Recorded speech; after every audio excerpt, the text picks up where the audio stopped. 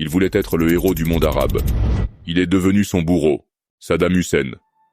Un nom qui évoque la peur, le pouvoir absolu et la chute brutale.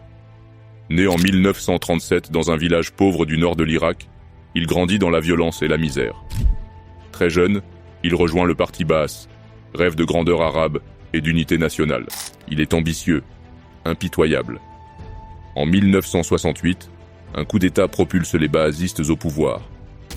Saddam devient l'homme fort de l'ombre, jusqu'à 1979, où il prend officiellement le contrôle du pays. L'Irak entre alors dans une ère de terreur et de modernisation. Saddam bâtit des infrastructures, investit dans l'éducation, rêve d'un Irak leader du monde arabe. Mais il gouverne dans le sang. Espions, opposants, traîtres, torturés, éliminés, exécutés. Il tient le pays d'une main de fer. 1980, il lance la guerre contre l'Iran. 8 ans de conflit, 1 million de morts, pour rien. En 1990, il envahit le Koweït, pensant défier impunément l'Occident.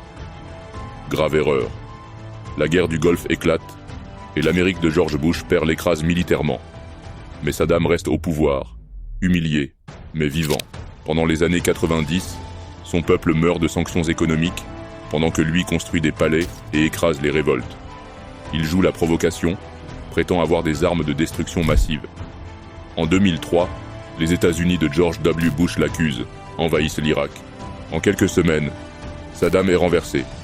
Il est capturé en décembre 2003, retrouvé caché dans un trou près de Tikrit. Jugé par un tribunal irakien, il est condamné à mort.